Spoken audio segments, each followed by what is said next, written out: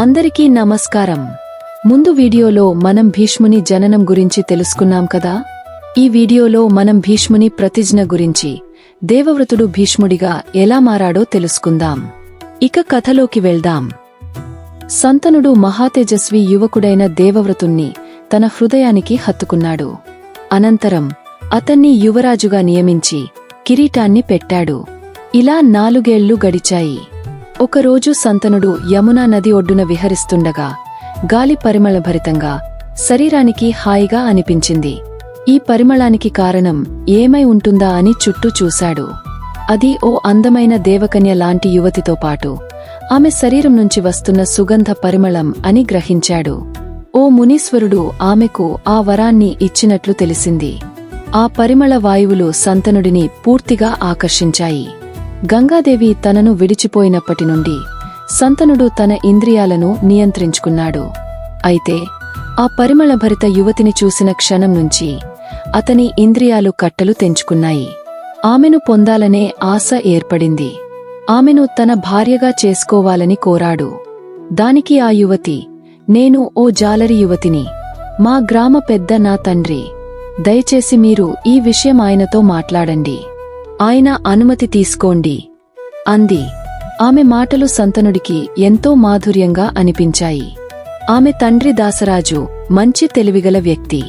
అతడు సంతనుణ్ణి ఉద్దేశించి, మీ వంటి మహారాజుకు నా కుమార్తెను ఇచ్చేందుకు ఎలాంటి అభ్యంతరము లేదు.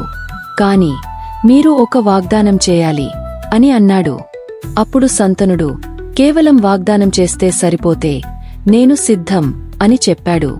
దానికి జాలరి పెద్ద, నా కుమార్తెకి మీకి కలిగే కుమారుడు మీ తరువాత రాజుగా ఉండాలి అని చెప్పాడు. అయితే సంతనుడు ఆ వాగ్దానం చేయలేకపోయాడు.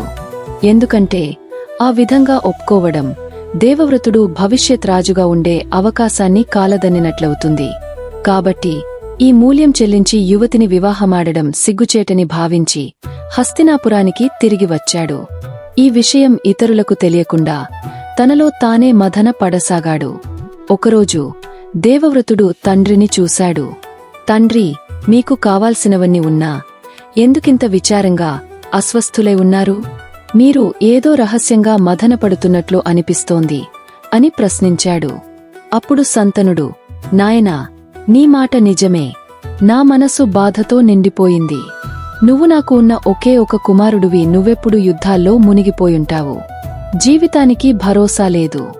ఏదైనా జరిగితే మన వంశం అంతరించిపోతుంది. క్షణభంగురమైన ఈ ప్రపంచంలో ఒక్క ప్రాణంపై ఆధారపడడం సరికాదు. మన వంశాన్ని కొనసాగించాల్సిన అవసరం ఉంది. ఇదే నా మనోవేదన అని చెప్పాడు. కాని అసలు కారణాన్ని తెలియనివ్వకుండా మెల్లగా సమాధానం చెప్పాడు. బుద్ధిశాలి అయిన దేవవ్రతుడు తండ్రి మనోవేదనకు ఓ కారణం ఉందని ఊహించాడు. రథసారథిని ప్రశ్నించగా అతడు యమునా ఒడ్డున ఒక జాలరి కుమార్తెను చూసిన విషయం తెలిపాడు. దేవవ్రతుడు జాలరి పెద్ద వద్దకు వెళ్లి తన తండ్రి కోసం కుమార్తెను ఇచ్చేందుకు ఒప్పించాలని కోరాడు. దాసరాజు చాలా గౌరవప్రదంగా స్పందించాడు. నా కుమార్తె నిజంగా రాజుని భార్య కావడానికి తగినదే. కాని ఆమెకు పుట్టే కుమారుడే రాజుగా ఉండాలి. మీరైతే యువరాజుగా ఉన్నారు. ఈ కారణంగానే మా కుమార్తె వివాహానికి అడ్డంకి అని అన్నాడు. అప్పుడు దేవవ్రతుడు, ఇదే నా ప్రతిజ్ఞ. నీ కుమార్తెకు పుట్టే కుమారుడే రాజవుతాడు. నేను యువరాజ్యాధికారాన్ని, భవిష్యత్తులో లభించే రాజాధికారాన్ని వదులుకుంటున్నాను అని దేవుని సాక్షిగా ప్రమాణం చేశాడు. అప్పుడు దాసరాజు, ఓ మహావీరా, ఇది నిజంగా అపూర్వమైన ప్రతిజ్ఞ. కాని మీకు కుమారులు జన్మిస్తే వారు రాజ్యాన్ని కోరుతారు. వారి హక్కును ఎలా నిరాకరిస్తారు అని ప్రశ్నించాడు. అప్పుడు దేవవ్రతుడు, ఇదే నా మహాసంకల్పం. నేను ఎన్నటికీ వివాహం చేసుకోను. నా జీవితం బ్రహ్మచర్యానికి అంకితం. నా తరంలో ఎవరూ రాజ్యం కోసం పోరాడే అవసరముండదు అంటూ గంభీరంగా ప్రతిజ్ఞ చేశాడు. ఆయన చేసిన ఈ కఠిన ప్రతిజ్ఞ చూసి దేవతలు పుష్పవృష్టి కురిపించారు. భీష్మ, భీష్మ అని ఆయనను కీర్తించారు.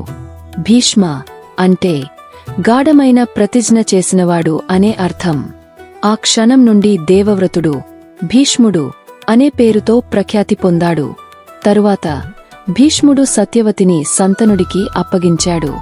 శంతనుడికి ఆమె వల్ల 2 కుమారులు పుట్టారు, చిత్రాంగదుడు, విచిత్రవీర్యుడు. వీరిద్దరూ క్రమంగా రాజ్యాన్ని పాలించారు. విచిత్రవీర్యుని భార్యల ద్వారా ధృతరాష్ట్రుడు, పాండు జన్మించారు.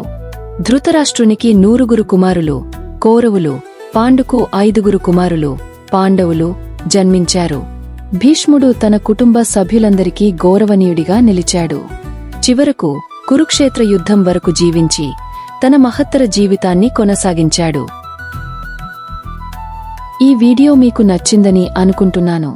ఈ సిరీస్ ఇలాగే కొనసాగడానికి మీ అందరి సహాయం మాకు ఎంతో అవసరం. అందుకే మా ఛానల్ను సబ్స్క్రైబ్ చేసుకోండి, వీడియోను లైక్ చేసి షేర్ చేయండి. మళ్ళీ కలుద్దాం. నమస్కారం.